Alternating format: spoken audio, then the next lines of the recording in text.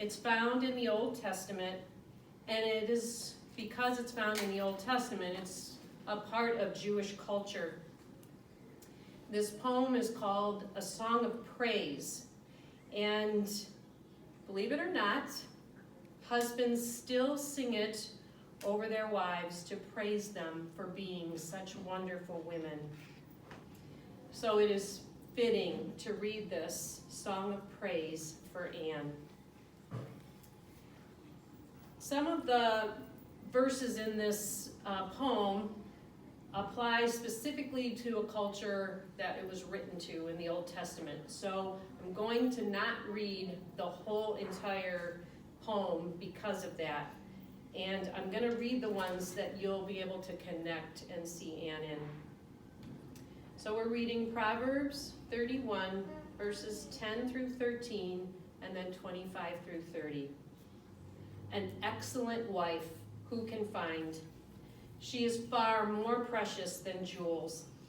The heart of her husband trusts in her, and he will have no lack of gain. She does him good and not harm all the days of her life. Strength and dignity are her clothing, and she laughs at the time to come. She opens her mouth with wisdom, and the teaching of kindness is on her tongue. She looks well to the ways of her household and does not eat the bread of idleness. Her children rise up and call her blessed, her husband also, and he praises her. Many women have done excellently, but you surpass them all.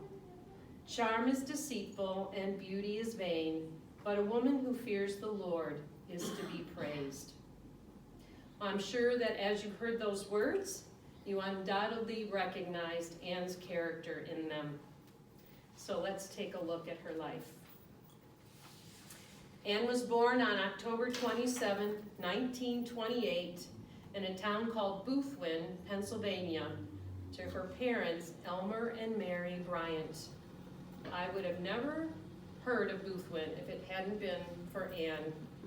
She had 2 brothers and 6 sisters, and she is survived by her sister Honey. Anne grew up a normal girl and married a man called John Roberts in 1950, and she was blessed with 4 children, 3 sons and a daughter. John Jr., Ken, who is here with us today, Steve, and her daughter Nancy. Anne, by all accounts of her children, was a wonderful mother. She was a stay-at-home mom who devoted her time and efforts and talents to raising her children. She was quite industrious, an excellent seamstress that made most of her children's clothing. She created a warm and nurturing environment for her home, providing lots of love, but she was also wise enough to discipline her children when needed. I've been assured that she was a fun mom, but she was not afraid to correct her children. So, her son Steve shares a bit of a funny story of a time in his life when he went out to a field and lit it on fire.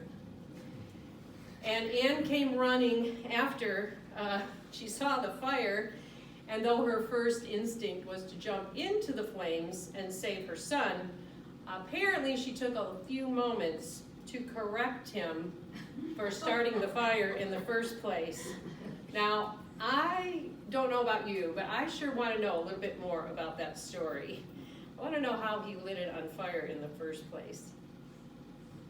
I've known Anne. I've had the good fortune to know Anne for 18 years, and I can tell you, and I'm sure other people in this room will agree with it, that every time you saw or talked to Anne, her love and her pride for her children came out. She was always talking about how much her children meant to her and her grandchildren. She was a woman of strength and endurance. As everybody in life faces some hard, difficult times of life, Anne was no exception. When her marriage to John ended, she found herself in a position to support herself and to make her own way in life. And so, being a highly intelligent, bright, accomplished woman, she went on to build a highly successful real estate career, winning many awards and accolades in her profession, among them being part of the $1 Million Seller Club.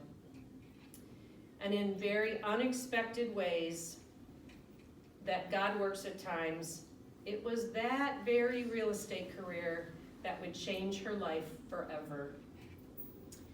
You see, Ann worked with a partner named Marty, and Marty was the real estate agent that happened to sell a house to a client named Frank in Sun City, Arizona. And coincidentally, in June of 2001, Marty ran into that Frank at a dance, and she introduced Ann to Frank. And by all accounts of my wonderful father-in-law, it was love at first sight. He also notes that she was quite the excellent dancer and quite a delight to wheel around the dance floor. Well, we heard accounts of this wonderful woman, and as the summer passed, we were all a bit curious about her, and so that November, my family decided to go visit Dad for Thanksgiving. We were very eager to meet this woman that had stolen my dad's heart. And so off we went, and every night, every day, Ann was invited over to the house. And the day before Thanksgiving, I had a lot of errands to run because I was going to make dinner. And one of my stops was Target. I came out of Target, and walking to the parking lot back to the car, there happened to be a child's, little girl's toy ring that had fallen in the parking lot. I think it might have been run over a time or two as well. So I picked it up and put it in my pocket.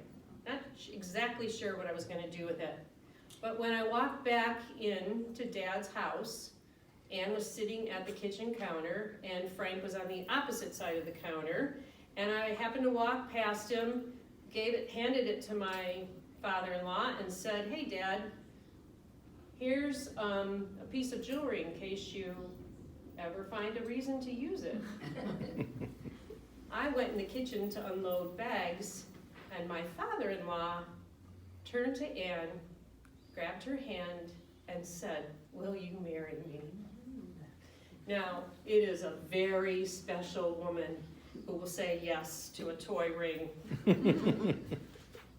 Frank and Ann were married April 18th of 2002 on a lovely cruise surrounded by family and friends.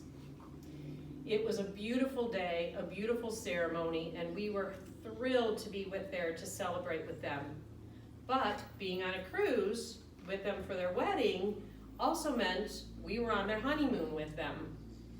So believe it or not, one night Ann asked for all the grandkids, you're in the room, some of you are in the room, to spend the night at Grandma and Grandpa's balcony room, and they had a big night of fun. They literally spent the whole night there, and they did that because Ann wanted all of us parents to be able to go have a night out without our children.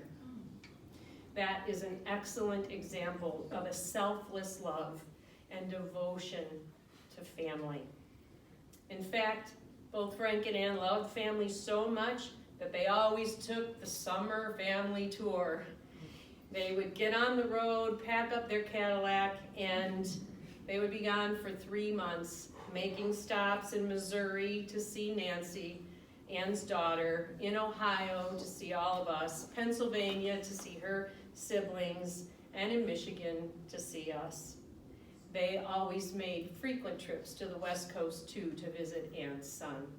They really committed a lot of time to establishing and keeping those relationships with family. But So you don't think she was too perfect. Anne was also a rather ruthless competitor. She loved to play games. We spent countless hours. My family didn't even know what dominoes were until Anne and Frank began to teach us. And so we spent countless hours, all of the family, playing dominoes with them around the table. And just when we finally caught on to being able to beat her in dominoes, she switched us to phase 10.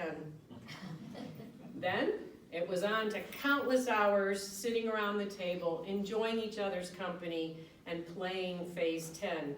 Because she was so sharp, she was always the scorekeeper. No one even argued her for it. That was her role.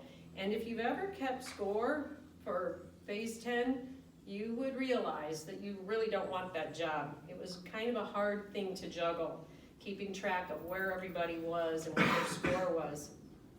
But even though she was the scorekeeper, her competitive nature was always present.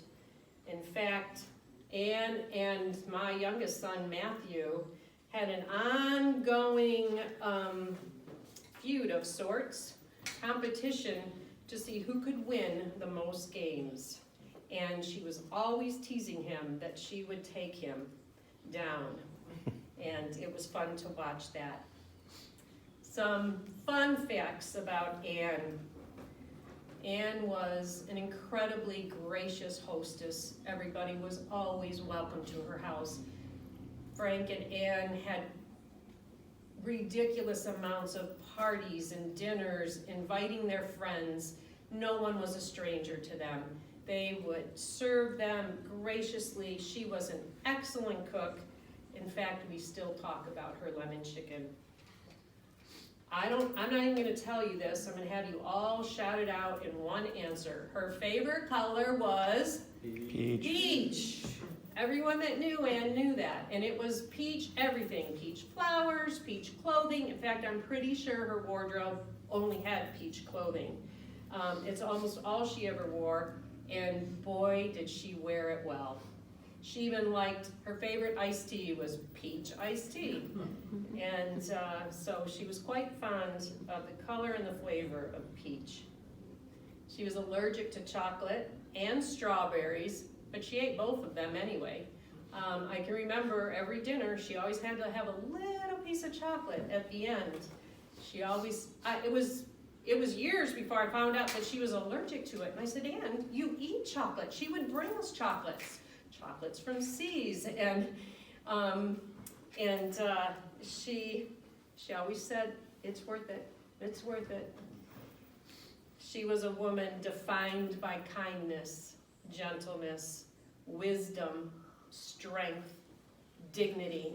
A couple of you have said it today. She was a classy woman. She was a beautiful, sophisticated, classy woman. She was defined by that beauty and the beauty around her. She was also defined by wisdom and a deep, deep love for others, especially her dear Frank. Every time any of us were with Anne these past 18 years, her care and her love for Grandpa was evident. She always would grab Frank's hand and hold it and say, Frank was the best thing that had ever happened to her, and she knew that she couldn't live without him. Anne was able to love so deeply because she knew the love of the Lord that shaped her character. Anne was certainly a beautiful woman, an excellent wife, far more precious than jewels. So Anne, we sing this song of praise to you for a life well lived. Many women have done excellently, but you surpass them all. Will you please pray with me?